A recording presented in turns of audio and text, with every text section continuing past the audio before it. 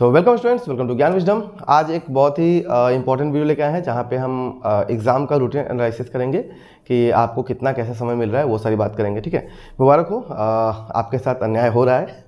मुझे ये देख के याद आता है कि कोविड के टाइम में भी ऐसा ही हुआ था और वैसा ही कुछ अभी भी हो रहा है कि अभी जस्ट आप एक हाफ ईयरली एग्ज़ाम देके निकले हो और इसके जस्ट 2 महीने बाद, मतलब नवंबर चल रहा है, जनवरी बंद, दिसंबर जनवरी अगर छोड़ दे तो फरवरी में आप लोग का एग्ज़ाम आ गया। ठीक है, 2 या ढाई महीने का आपको गैप मिला है, जो नॉर्मली हमें कम से कम 4 महीने का मिलना चाहिए था, बट इस बार हमें कम मिल रहा है। ठीक है, सो कोविड के टाइम में क्या हुआ था, मैं बता रहा था कि बच्चा 5th सेम देके आज निकला है। ठीक है, और कल शाम को उसको नोटिस आता है कि अब आपको 6th सेम का एग्जाम है 15 दिन बाद। ठीक है, 10 दिन बाद।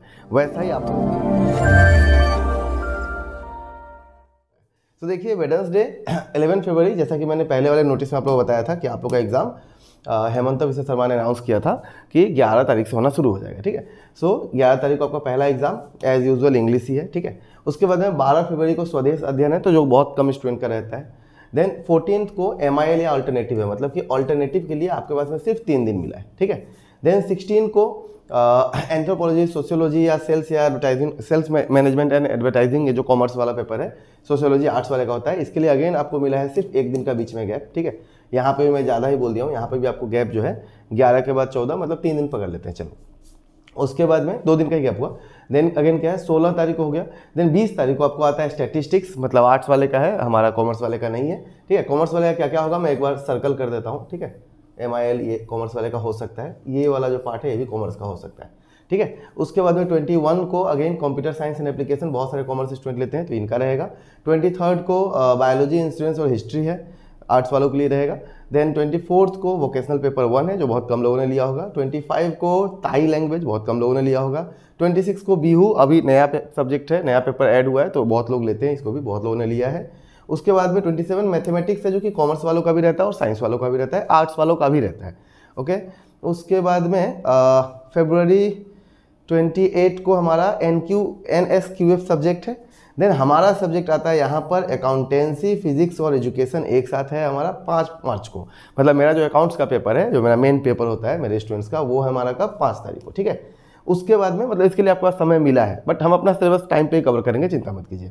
अभी हाफ ईयरली पेपर हुआ है, जो भी हमने कराया था एग्जैक्ट वैसा ही पेपर आया है मोस्ट ऑफ द डिस्ट्रिक्ट्स में।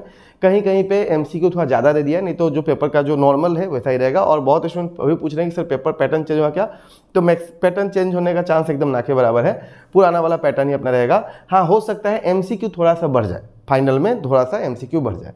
मार्च उसका मीटिंग अभी होना है तो मैं आपको अपडेट दूंगा। मार्च 6 को हमारा क्या है, कम्युनिटी साइंस है।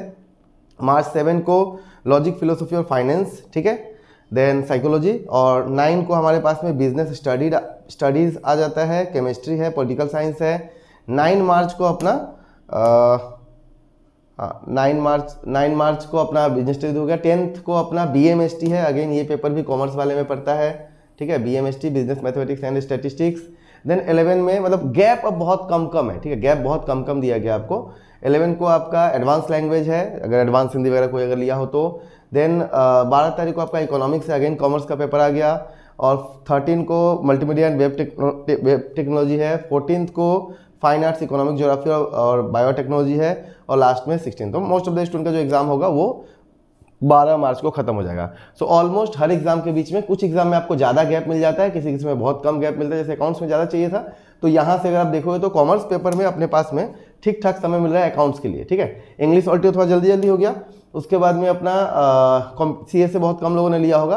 देन यहाँ से देखा जाए तो इसके बाद में मतलब 14th के बाद में अगला एग्जाम जो डायरेक्ट अकाउंट्स पर है, डायरेक्ट 5 को, मतलब ऑलमोस्ट 20 डेज का आपको गैप है। इसी में आपको बिजनेस स्टडीज भी एक बार देख लेना है, अकाउंट्स को भी रिवाइज कर लेना है। ठीक है, उसके बाद में और हम एक क्रैश कोर्स टाइप भी एक लॉन्च करेंगे उस 20 दिन के पीरियड के लिए, तो जो चाहो वो भी ज्वाइन कर सकते हो। बट अभी मेन कोर्स है, उस पर 50% का डायरेक्ट ऑफ आपको मिल रहा है। ठीक है, सारे सब्जेक्ट्स का आप मुझे कांटेक्ट कर सकते हो, और सारे subjects accounts, BST, English individual लो या एक साथ ले लो, 50% ऑफ पे आप अभी ले सकते हो। ठीक है, उसके बाद में आपका बिजनेस स्टडीज 9 को होगा, जो कि 4 दिन का आपको बीच में फाइनेंस भी पड़ गया, तो 2 दिन का गैप है, 1 दिन 2 दिन का गैप है। इधर से आपको बहुत कम गैप मिलेगा, यहीं पे आपको 20 डेज के आसपास का गैप मिल रहा है। ठीक है, डायरेक्ट यहाँ पे 14 से लेके अगला एग्जाम कब हो रहा है, डायरेक्ट 5 तारीख को हो रहा है ना।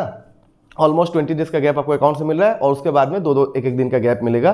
तो जो भी सीरियस स्टूडेंट हो, अच्छे से पढ़ना चाहते हो तो बढ़िया से अभी से रिवीजन करना शुरू कर दो, जो कंप्लीट जो कर चुके हो। नहीं किए हो तो 2 महीने का मैं एक ये लेके आऊँगा, रूटीन लेके आऊँगा आप लोगों के लिए, जो कि आप लोगों को मिलेगा और उसको पढ़िएगा। और एक और चीज़ है, इंपॉर्टेंट क्वेश्चंस भी आने अब शुरू हो जाएंगे तो उसके अकॉर्डिंग पढ़िएगा आप लोग, ठीक है। और जो लोग पर्सनल गाइडेंस चाहते हो, अच्छे से कोर्स कंप्लीट करना चाहते हो टाइम से पहले और सही से पढ़ना चाहते हो, 90+ लाने का सपना है, तो हमारा ऐप पे दरवाजा अभी खुला है, वो तो हमेशा ही खुला रहेगा, ले सकते हो आप, ठीक है।